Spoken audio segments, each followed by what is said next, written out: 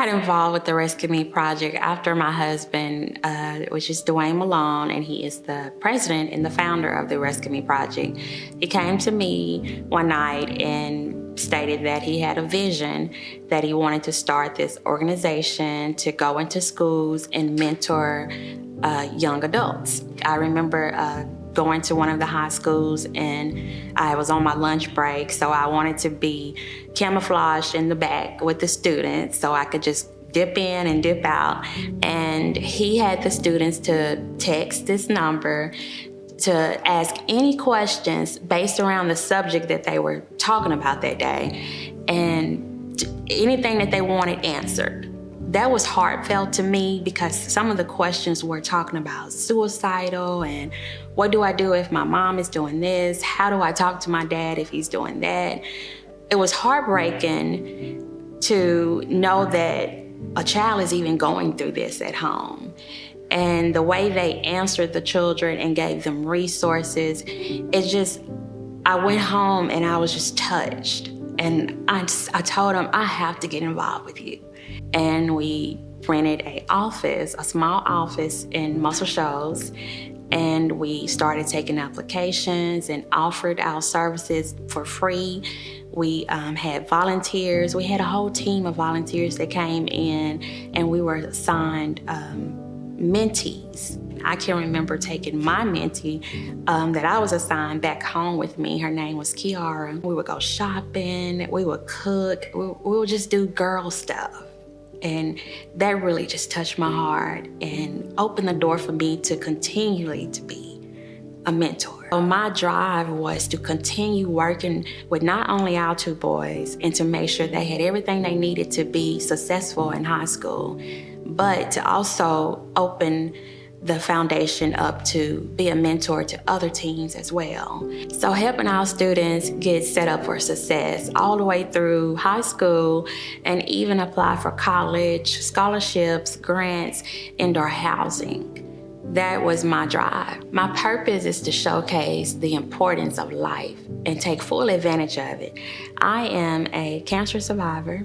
I feel like God has gave me a new life, a second chance at life to forget whatever I started, but just to go ahead and start something new and finish that.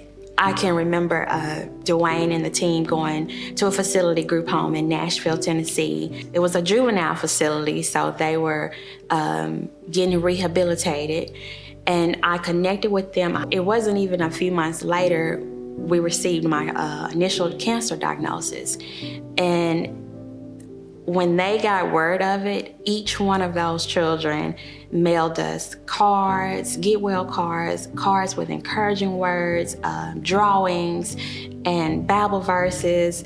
And it touched me to a point I cannot, it's unexplainable how much it touched me, because I firmly believe nobody has to do anything for you.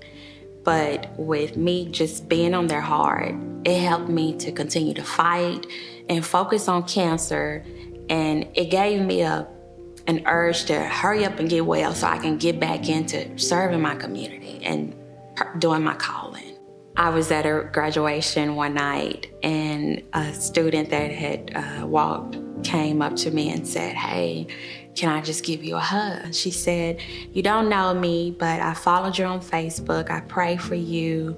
And I just recently lost my mom due to breast cancer, and I feel her presence on you. I see her fight in you. And I just want to give you a hug to feel connected to my mom." And so we hugged and we even cried. So that was just a reassurance to me that I'm doing exactly what God has called me to do for our community. When I got the call that I was a finalist for the show's Woman of the Year, I was driving and I had to pull over because I was so excited. She asked me would I accept her offer. I said, absolutely, simply because y'all honor the best. And I want to be put on a platform with phenomenal women just like those women. If I were to be named Show's Woman of the Year, it would be a great honor to be alongside with great phenomenal women that has been nominated and or won in the past. It would also broaden the exposure of our mission, of our organization, to continue to be a success in our community.